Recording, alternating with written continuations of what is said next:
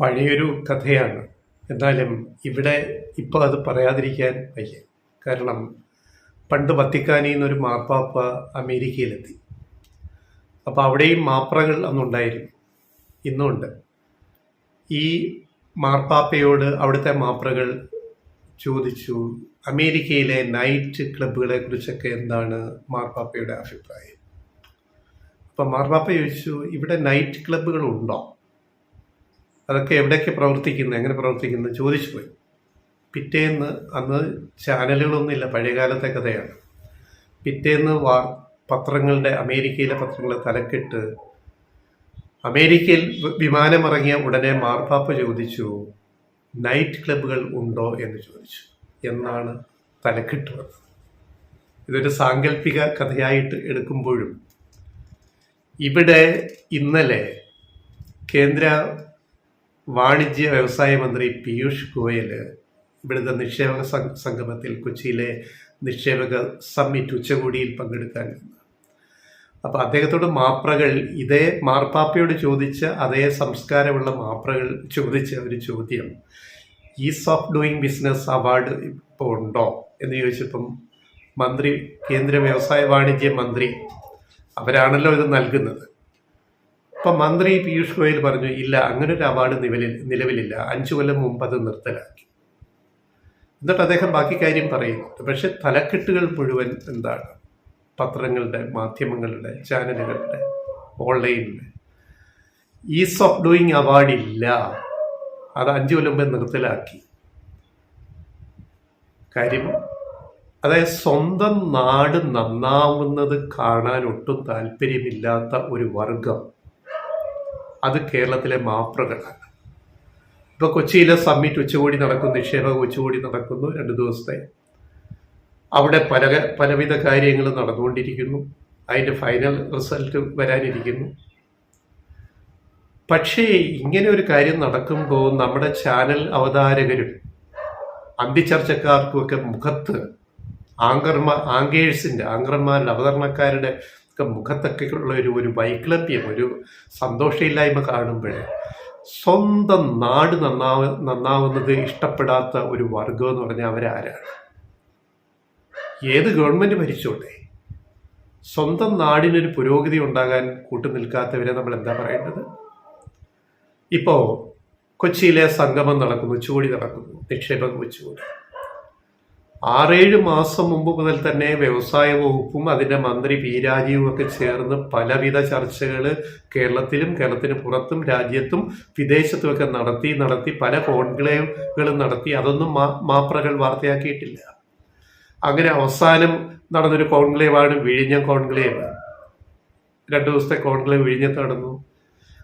അത് ഇതിൻ്റെ മുന്നൊരുക്കമായിരുന്നു, കൊച്ചിയിലെ നിക്ഷേപക സംഗമത്തിന് മുന്നൊരുക്കമായിരുന്നു അതും. ഇതൊന്നും കാണാൻ ആർക്കും താല്പര്യമില്ല. അതിൻ്റെ ഫോളോ അപ്പ് കൊച്ചിയിൽ വന്നു. കരൺ അദാനി, തുറമുഖ ബിസിനസ്സിന് തലപ്പത്തിരിക്കുന്ന കരൺ അദാനി കൊച്ചിയിൽ പ്രഖ്യാപിച്ചു, ഇത്ര 1000 കോടി രൂപയുടെ കാര്യങ്ങൾ ചെയ്യാൻ പോവാണ് വിഴിഞ്ഞത്ത്. ഇതിനൊക്കെ 5000 കോടി രൂപ മുടക്കി അദാനി ഗ്രൂപ്പ്. ഇനിയും മുടക്കാൻ പോവാണ്. 10,000 കോടിക്ക് പകരം അത് വർദ്ധിപ്പിച്ച് 20,000 കോടിയാക്കിയിരിക്കുന്നു. കേന്ദ്ര ഗതാഗത മന്ത്രി, ഹൈവേ ഗതാഗത മന്ത്രി, ഉപരിതല ഗതാഗത മന്ത്രി നിതിൻ ഗഡ്കരി വീഡിയോ സന്ദേശത്തിൽ കൊച്ചിയിലെ സംഗമത്തിന് ആശംസ അറിയിച്ച് പറഞ്ഞ എന്താണ്? ഔട്ടർ റിംഗ് റോഡിൻ്റെ ഉൾപ്പെടെ നിർമ്മാണത്തിന് 5000 കോടി, വിഴിഞ്ഞത്തൂന്ന് ഉള്ള ഇത്രയും കിലോമീറ്റർ ദൂരം, അതിൻ്റെ വിശദാംശങ്ങൾ പറയാം. അതിന് 5000 കോടി, മൊത്തം ഇത്ര 1000 കോടിയുടെ പദ്ധതി നിതിൻ ഗഡ്കരി പ്രഖ്യാപിക്കുന്നു, കേന്ദ്ര മന്ത്രി, ഗതാഗത മന്ത്രി. ഇതൊക്കെ കൊച്ചിയിൽ നടക്കുന്നുണ്ട്. അതിൻ്റെ ഫൈനൽ പിക്ചർ വരട്ടെ, ഞങ്ങളിപ്പോൾ കൂടുതൽ പറയുന്നില്ല. അപ്പോൾ ഇങ്ങനെ പീയൂഷ് ഗോയലിൻ്റെ ഒരു വാചകം വീണ് കിട്ടിയപ്പോൾ ഈസോ അതില്ല, ആ അവാർഡ് നിർത്തി. അപ്പോൾ സത്യം എന്താണ്? അത് നമ്മൾ ജനങ്ങളെ അറിയിക്കില്ല സത്യം, നമ്മുടെ മാധ്യമങ്ങൾ. അതുകൊണ്ടാണ് ഞങ്ങൾ പറയുന്നത് സത്യം എന്താണ്. മന്ത്രി പറഞ്ഞത് is of doing business award നിർത്തലാക്കി 5 കൊല്ലം. പകരം ഞങ്ങൾ പുതിയൊരു കാര്യം കൊണ്ടുവന്നു. അതിന് ചുരുക്കത്തിൽ അതിന് ബ്രാപ്പ് എന്ന് പറയാം. ബ്രാപ്പ് എന്ന് പറഞ്ഞാൽ business reforms action plan ranking ആണ്. Business reforms action plan ranking, BRAP, BRAP, അത് കൊണ്ടുവന്നു. ആ കൊണ്ടുവന്നതിൽ കേരളം ഒന്നാമതാണ് റാങ്കിങ്ങിൽ. ഈസ് ഓഫ് ഡൂയിങ് ബിസിനസ്സിനകത്ത് അന്ന് 28ാം റാങ്കിലായിരുന്ന കേരളം ഈ പുതിയ റാങ്കിങ് വന്നപ്പോൾ ഇന്ത്യയിൽ 1ാം സ്ഥാനത്തായി എന്ന മന്ത്രി തന്നെ പറയുന്നുണ്ട്. മാത്രമല്ല മന്ത്രി അതിനുള്ള അവാർഡ്, കേന്ദ്രത്തിൻ്റെ അവാർഡ്, കേന്ദ്ര വാണിജ്യ വ്യവസായ മന്ത്രാലയത്തിൻ്റെ അവാർഡ് കേരളത്തിന് കൊടുത്ത ചടങ്ങിൻ്റെ വീഡിയോയും ദൃശ്യങ്ങളുമൊക്കെ, ഇമേജൊക്കെ യൂട്യൂബിലും ഒക്കെ കിടപ്പുണ്ട്, നോക്കിയാൽ മതി നമ്മുടെ പ്രേക്ഷകർ. അതിൽ ഇപ്പോഴും ഇതിൻ്റെ വെബ്സൈറ്റിൽ പറയുന്നത് എന്താണ്? പുതിയ റേറ്റിംഗ് ഈസ് ഓഫ് ഡൂയിങ് തിങ്സിൻ്റെ പുതിയ രൂപമായിട്ട് ഞങ്ങൾ അവതരിപ്പിച്ചതാണെന്ന് അതിൻ്റെ തുടക്കത്തിലെ അവിടെ പറയുന്നുണ്ട്, വെബ്സൈറ്റിൽ പറയുന്നുണ്ട്, കേന്ദ്ര വാണിജ്യ വ്യവസായ മന്ത്രാലയത്തിൻ്റെ വെബ്സൈറ്റിൽ പറയുന്നുണ്ട്. ഇതൊന്നും മാപ്രകൾക്ക് വിഷയമല്ല. അവർക്കൊരു വാചകം വീണ് കിട്ടി മന്ത്രിയുടെ ഇന്ന്, is of doing business award ഇപ്പോൾ ഇല്ല. അപ്പോൾ കേരളം കള്ളം പറഞ്ഞു. അപ്പം നമ്മൾ ഇതിന് തിരുവനന്തപുരത്ത് കൊച്ചുവേളി എന്ന റെയിൽവേ സ്റ്റേഷൻ ഇപ്പോഴുണ്ടോ എന്ന് ചോദിച്ചാൽ ഇല്ല. അപ്പം എന്താ? അതിപ്പോൾ തിരുവനന്തപുരം നോർത്ത് സ്റ്റേഷനായിട്ട് മാറി. നേമം എന്ന് പറയുന്ന സ്റ്റേഷൻ ഇപ്പോൾ ഉണ്ടോ എന്ന് ചോദിച്ചാൽ ഇല്ല. അത് തിരുവനന്തപുരം സൗത്ത് ആയിട്ട് മാറി. ട്രിവാൻഡ്രം സൗത്ത്, ട്രിവാൻഡ്രം നോർത്ത് എന്ന് പറയുന്ന പോലെയുള്ള യുക്തിയാണ് ഉന്നയിക്കുന്നത്. അപ്പം ഇങ്ങനെയാണ് ഇതിൻ്റെ കാര്യങ്ങൾ. അപ്പോൾ പുതിയ സൂചികകൾ ഈ പറയുന്ന ബിസിനസ് റിഫോംസ് ആക്ഷൻ പ്ലാൻ റാങ്കിങ്ങിൽ ഏതാണ്ട് ഒരു 10-35 ഘടകങ്ങൾ പരിശോധിച്ചിട്ടാണ്, അതായത് ഈസ് ഓഫ് ഡൂയിങ് ബിസിനസ് അവാർഡിനേക്കാളും കുറെ കൂടെ ഒരു നൂതന സംവിധാനം ഏർപ്പെടുത്തിയിട്ട് ഒരു സംസ്ഥാനത്തിൻ്റെ പലവിധ വികസനങ്ങൾ, വ്യവസായം, വാണിജ്യം, സർവീസ്, അതുപോലെ ഹോസ്പിറ്റാലിറ്റി, ടൂറിസം, ആരോഗ്യം, വിദ്യാഭ്യാസം, ഇങ്ങനെ പല സൂചികൾ നോക്കിയിട്ടാണ് ഈ പറയുന്ന പുതിയ റാങ്കിങ് സംവിധാനം ഏർപ്പെടുത്തിയിരിക്കുന്നത്.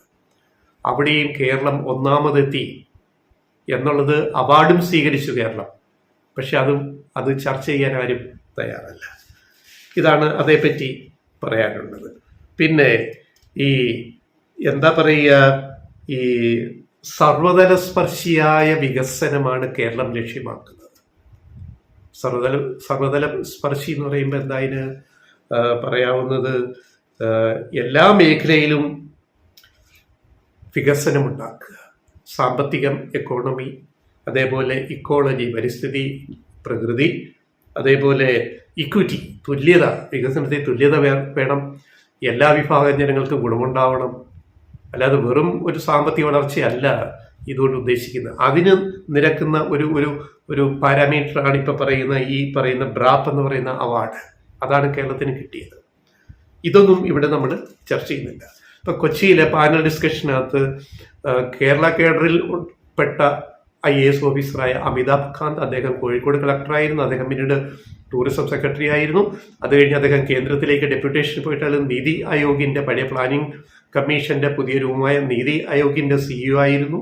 ഇപ്പോൾ അദ്ദേഹം G20 രാജ്യങ്ങളുടെ G20 ഗ്രൂപ്പിൻ്റെ ഉച്ചകോടിയുടെ ഷെർപ്പയാണ്. അദ്ദേഹം കേന്ദ്രത്തിൽ വർക്ക് ചെയ്യുന്നു. അദ്ദേഹം കൊച്ചിയിൽ പ്രസംഗിച്ചത് നമ്മൾ കേൾക്കണമായിരുന്നു. കേരളം, അദ്ദേഹം കഴിഞ്ഞ ദിവസവും പറഞ്ഞത്, കേരളം ഈസ് ഓഫ് ഡൂയിങ് ബിസിനസ്സിൻ്റെ കാര്യത്തിൽ, അതായത് അദ്ദേഹം ആ വാക്ക് തന്നെ ഉപയോഗിച്ചത്, കേരളം ഒന്നാമതാണ്. ഇത്രയും വ്യവസായ സൗഹൃദ അന്തരീക്ഷമുള്ള ഒരു സംസ്ഥാനം ഇപ്പോൾ ഇന്ത്യയിൽ വേറെ ഇല്ല. അദ്ദേഹം നീതി ആയോഗിൻ്റെ CEO ആയിട്ടിരിക്കുമ്പോഴും ആരാ നിയോഗിച്ചത്? മോദി സർക്കാരാണ്. അവിടെയും അദ്ദേഹം അത് പറയുന്നുണ്ടായിരുന്നു. ഇപ്പോഴും വന്ന് അദ്ദേഹം ഇത് പറഞ്ഞു. ഇതൊന്നും നമുക്ക് വിഷയമില്ല. ഇനി നിതിൻ ഗഡ്കരി, കേന്ദ്ര ഗതാഗത മന്ത്രി, പറഞ്ഞ വിശദാംശങ്ങളിലേക്ക് പോകാം. 50,000 കോടിയാണ് റോഡ് വികസനത്തിന് കൊച്ചിയിലെ സമ്മിറ്റിന്, ഉച്ചകോടിക്ക് ആശംസ അറിയിച്ചുകൊണ്ട് നിതിൻ ഗഡ്കരി പ്രഖ്യാപിച്ചു, കേന്ദ്ര ഗതാഗത മന്ത്രി. ഈ 50,000 കോടിയിൽ വിഴിഞ്ഞത്തിനുമുണ്ട്.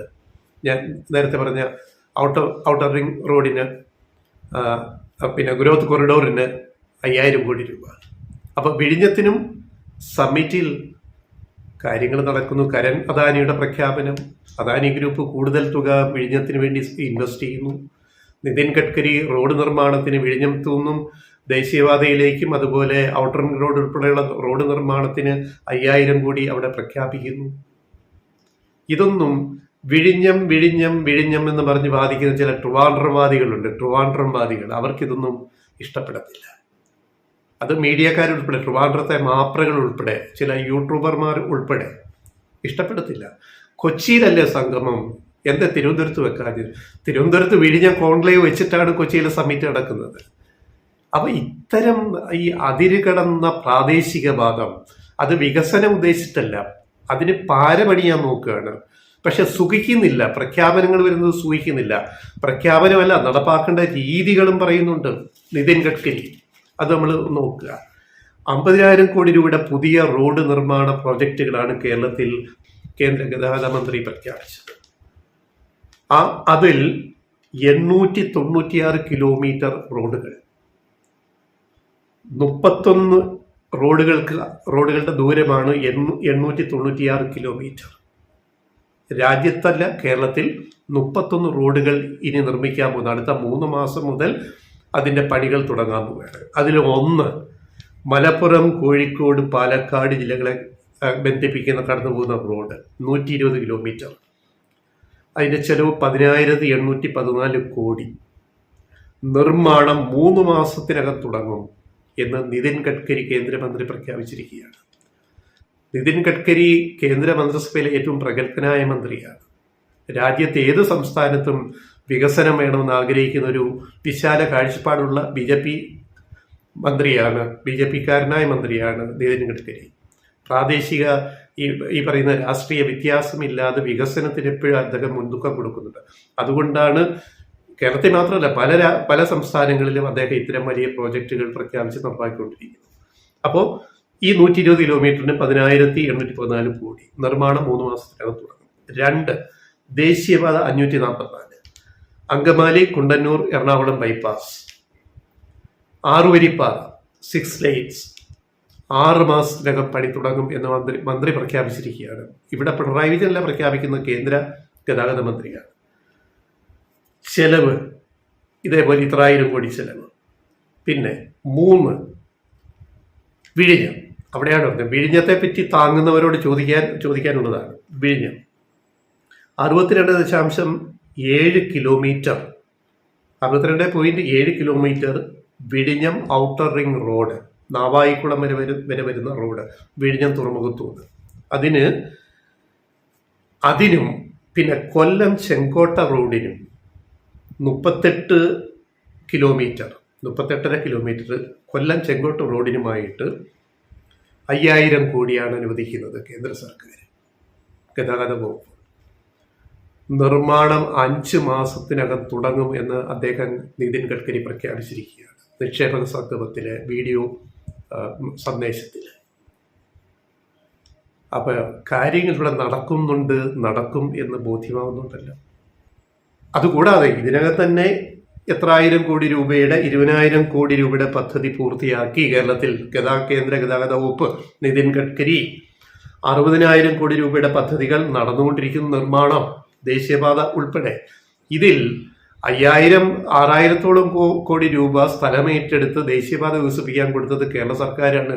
ഇന്ത്യയിൽ ഒരു സംസ്ഥാനത്തും ആ സംവിധാനം ചെയ്തിട്ടില്ല.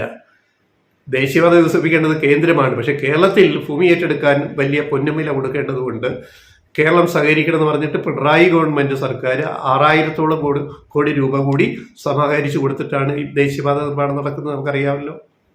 എന്നിട്ട് അത് പിന്നെ കടപരിധിയിൽപ്പെടുത്തി. അപ്പോൾ 6,000 പ്ലസ് ഇൻറ്റു 2 12,000 കോടി, നമുക്ക് കടമെടുക്കാനുള്ള പരിധി അവിടെ കുറച്ചു. 12,000 കോടി രൂപയുടെ ബാധ്യതയാണ് കേരളത്തിൽ അതുകൊണ്ടുണ്ടായത്. പക്ഷെ ദേശീയപാത യാഥാർത്ഥ്യമായിക്കൊണ്ടിരിക്കുക, ദേശീയപാത വികസനം കാണണം. അത് മന്ത്രി പറഞ്ഞില്ല, കേന്ദ്രമന്ത്രി അത് പറയത്തില്ലല്ലോ. കേരളത്തിന്റെ ഇതിനകത്ത് കാണിച്ച, പിണറായി സർക്കാർ കാണിച്ച ഒരു താല്പര്യം, ഇത്ര 6,000 കോടി രൂപ കൊടുത്തപ്പോൾ 12,000 കോടി രൂപയുടെ ബാധ്യത നമുക്ക് കടമെടുപ്പോ പണം കണ്ടെത്താനുള്ള പിന്നെ ഒരു വഴി നമുക്ക് ഇല്ലാണ്ടായി പോയി എന്നുള്ളത്, അതിൻ്റെ മറുവശം കൂടി നമ്മൾ ചിന്തിക്കണം. പിന്നെ അദാനി ഗ്രൂപ്പ്, അദാനി പോർട്സ് 20,000 കോടി, 10,000 കോടിയുടെ അടുത്ത നിക്ഷേപം 20,000 കോടി ആക്കി ഉയർത്തുന്നു. വിഴിഞ്ഞത്തിന്റെ വികസനം, വിഴിഞ്ഞം തുറമുഖത്തിന്റെ വികസനം, പിന്നെ ലോജിസ്റ്റിക് പാർക്ക് കൊച്ചിയിൽ വരുന്നു, അതിന് ഇത്ര 1000 കോടി. പിന്നെ തിരുവനന്തപുരത്ത് എയർപോർട്ട് വികസനത്തിന് 5500 കോടി രൂപ കൂടി അവർ ഇൻവെസ്റ്റ് ചെയ്യാൻ പോകണം അദാനി ഗ്രൂപ്പ്. തിരുവനന്തപുരം വിമാനത്താവളം നടത്തുന്ന അദാനി ഗ്രൂപ്പാണല്ലോ, കേന്ദ്ര സർക്കാർ അദാനിക്ക് കൊടുത്തല്ലോ അത്. അപ്പം ഇത്രയും കാര്യങ്ങൾ ഈ നാട്ടിൽ നടക്കുന്നുണ്ടോ എന്ന് വെറും ജിമ്മ് അല്ലെ നിക്ഷേപക സമൂഹം കൂടിയിട്ട് ഒപ്പിട്ടാൽ മാത്രം പോരാ, കാര്യങ്ങൾ നടപ്പാക്കണം. അപ്പം നടപ്പാക്കുന്നൊരു ഗവൺമെൻറ് ഉണ്ടാവണം. ദേശീയപാത വികസനം അതിൻ്റെ എക്സാമ്പിള്, വിഴിഞ്ഞം അതിൻ്റെ മറ്റൊരു എക്സാമ്പിള്, ഗെയിൽ പൈപ്പ് ലൈൻ മറ്റൊരു എക്സാമ്പിള്. ഇങ്ങനെ ഓരോരോ കാര്യങ്ങളിവിടെ നടക്കുന്നുണ്ട് ഈ കഴിഞ്ഞ 8 വർഷമായിട്ട് കേരളത്തിൽ. ഉമ്മൻചാണ്ടി സർക്കാർ ഒപ്പിട്ട് പോയി, നടപ്പാക്കുന്നത് ആരാണ്? നടപ്പാക്കാൻ ആൾ വേണ്ടേ? ഉമ്മൻചാണ്ടി സർക്കാർ കാലത്ത് ദേശീയപാത വികസന അതോറിറ്റി ഓഫീസും പൂട്ടി ഇവിടുന്ന് പോയി. ദേശീയപാതയ്ക്ക് നിങ്ങൾ സ്ഥലം ഏറ്റെടുത്ത് തരുന്നില്ല, ഞങ്ങൾ പൂട്ടിപ്പോകാന്ന് ഓഫീസും പൂട്ടി പോയതല്ലേ? അവരെ തിരിച്ചു വിളിച്ചിട്ട് ഇപ്പം ഇത് നടപ്പാക്കിയില്ലേ ദേശീയപാത വികസനം? അതുപോലെ ഇവിടെയും ഓരോന്നും നടപ്പാവും. ഇത്തിരി ക്ഷമ വേണം, വെറും മാപ്രകളാവരുത്, അർത്ഥസത്യം പറയരുത്, സത്യം വിളിച്ചു പറയാനുള്ള ആർജവം വേണം. അതാണ് ഞങ്ങൾ മാർപ്പാപ്പയുടെ കഥയും പറഞ്ഞിട്ട് ഇപ്പോൾ ഗോയലിൻ്റെ കേന്ദ്ര വ്യവസായ വാണിജ്യ മന്ത്രിയുടെ ഇത്തിരി ഒരു വാചകം എടുത്തിട്ട് ചർച്ചിക്കുകയാണ്, സ്റ്റോറി ചെയ്യുകയാണ്, റിപ്പോർട്ട് ചെയ്യുകയാണ്. എവിടെയെങ്കിലും നമുക്ക് ജീവിതത്തിൽ സത്യസന്ധത വേണം, അല്ലെങ്കിൽ കാലം നമ്മളെ ചവറ്റുകൊട്ടയിലേക്ക് തള്ളുമെന്നുള്ള കാര്യം ഒരിക്കലും നമ്മുടെ മാപ്രകൾ മറന്നു പോകരുത്.